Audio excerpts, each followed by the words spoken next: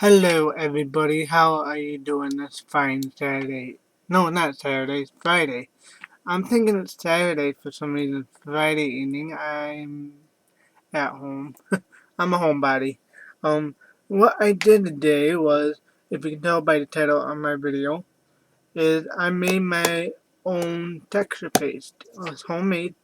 Um, I wanted to get textured paste like modeling. It's like modeling paste, but they call it textured paste in the scrapbook world, I guess, or in the mixed media art world, or any kind of artsy, well, any kind of artist they call it modeling paste or textured paste.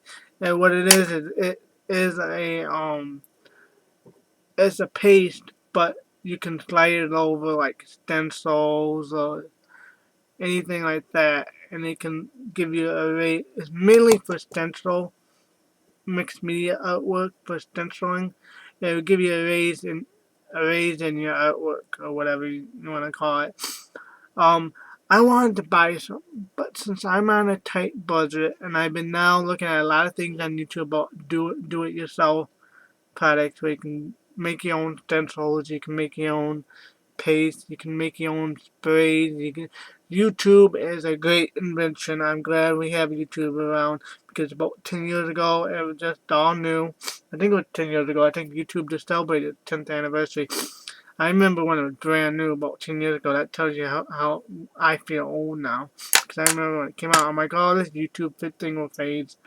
It hasn't faded. I'm glad it's around because I found a lot of good products on YouTube to really get me into looking at how I can make my own scrapbooking art stuff to make my art without having to spend a lot of money on stuff.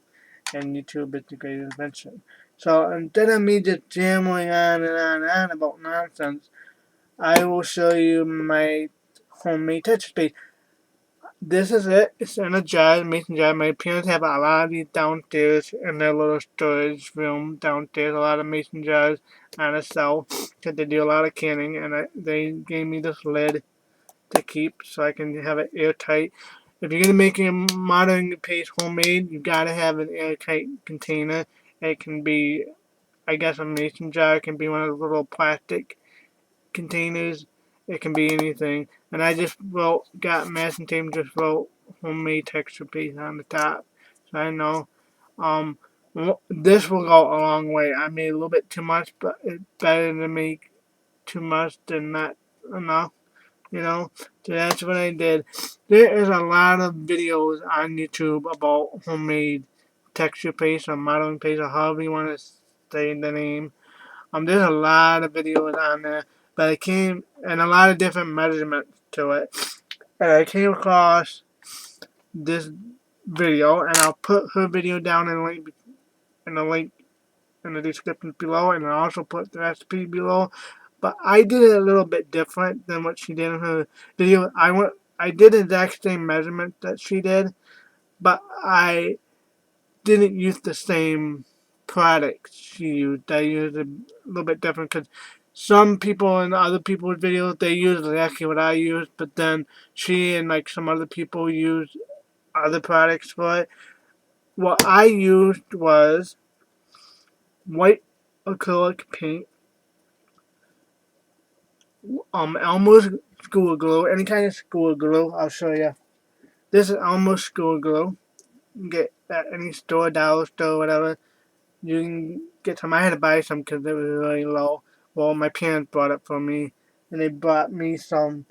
I didn't have any measuring cups, so my mom went to dollar store and got me some measuring cups and teaspoons. I can use it for my artwork because I really didn't want to use a measuring cup. So all I had to get was some extra school glue, some extra acrylic paint because I was running low on that, white acrylic paint, and a measuring cup, and that's really all I needed. And we had baking soda here, and what I used was baking soda. So I used white acrylic paint, almost school glue, and baking soda is what I use for my ingredients. And if you look at other YouTube videos, which I'm assuming all of you have, they kind of use the same ingredients I use. Then there's other people that used what this lady used. What the lady used was she used gesso, Mod Podge, and baby powder. That's what she used in her video that I will put a link to down below. And what the measurements are is 1.5 cup of white paint, white acrylic paint or gesso, if you have it. A 1/4 cup of glue, Elmer's glue, school glue, community type of glue, or you can use Mod Podge. And then 1 cup of baking soda is what I use, or you can use baby powder. And what I saw on some other people's videos, and I think it was on her video too, is that from what I heard, the baby powder kind of gives you a baby powderish kind of smell to it, so you might want to substitute that for baking soda, because baking soda doesn't really smell. It smells kind of gluey. Mine smell kind of gluey, doesn't smell baby. So that's why I substitute baking soda, and I heard if you use baby powder, from what I understand from watching a lot of videos on YouTube about homemade texture paste and modeling paste, is if you use baby powder, it will crack or it will be kind of powdery. But if you use baking soda, it won't be as cracky. I don't know. I'm going to show you what I did because I was playing around with it. I'll show you what I did. It doesn't seem to be cracking because I was playing around with some on some black cardstock.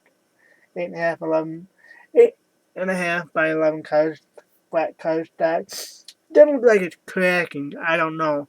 But that's what I heard. But I think it is, if you use, I think what it really is, if you use baby powder, that it won't be as thick. It'll be like almost like a gesso type texture paste. It'll be very, very thin. But if you use baking soda, it'll be a little bit thicker and raised and thicker in dimension, I guess. I don't know. Just use what you want to use. Again, that is 1/2 cup of white acrylic paint or gesso. A 1/4 cup of white Elmer glue. It can be any kind of school glue. Or Mod Podge. Then 1 cup of baking soda or baby powder. So you can do it either way. I did it. My way I did it was white paint, Elmer's glue, and baking powder. The lady did it the other way that I just told you all the other ingredients. She did it her way, but I'll put a link down in the description below. I'll put the recipe down below.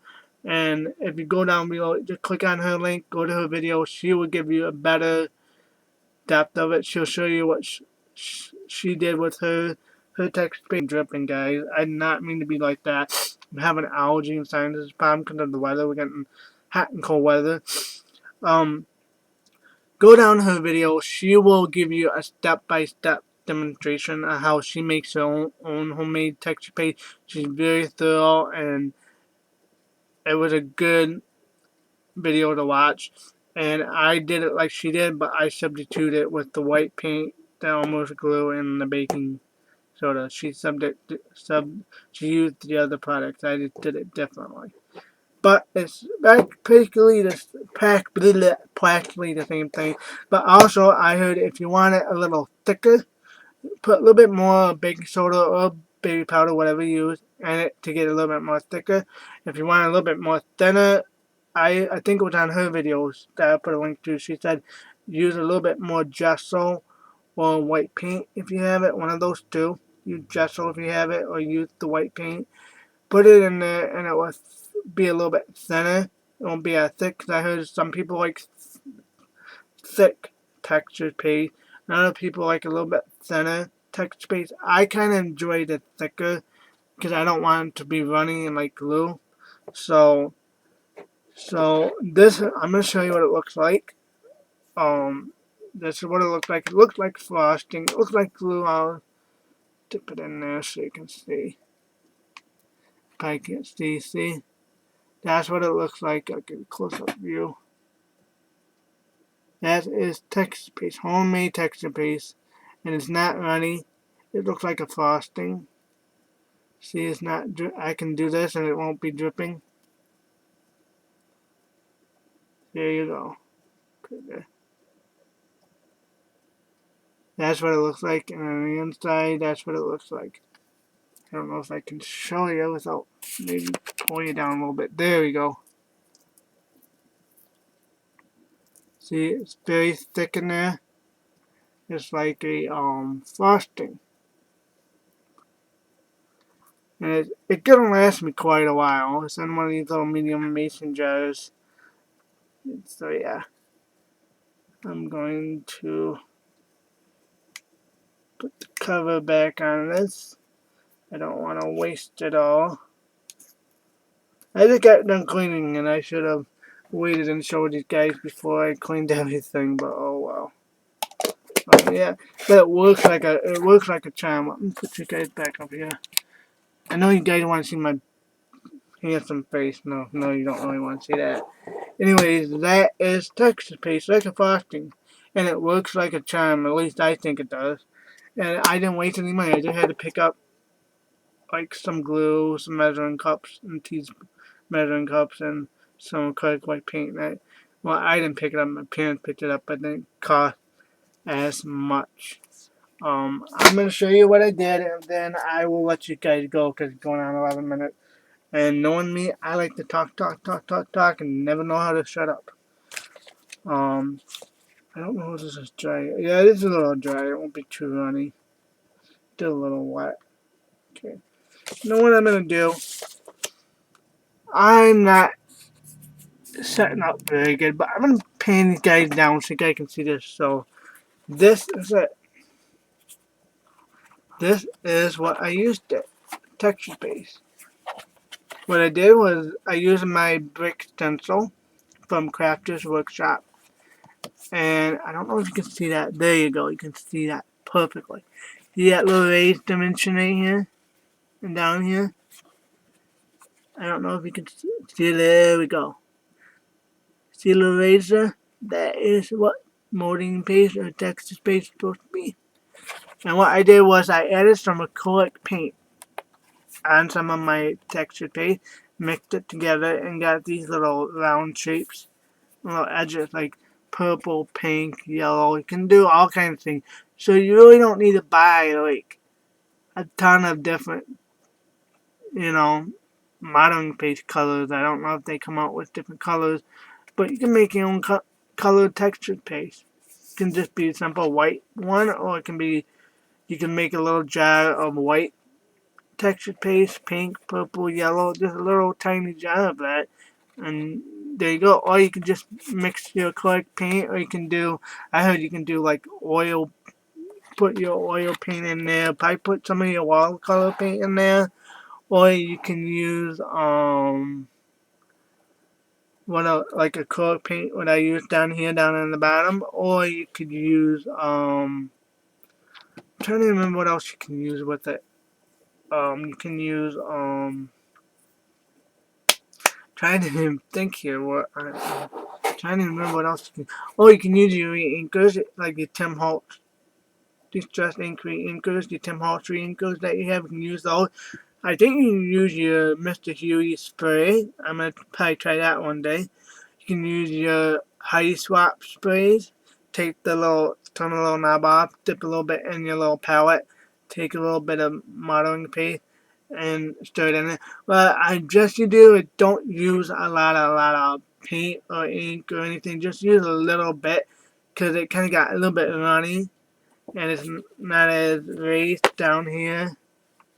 It's a little bit raised, but not as much as like say this here.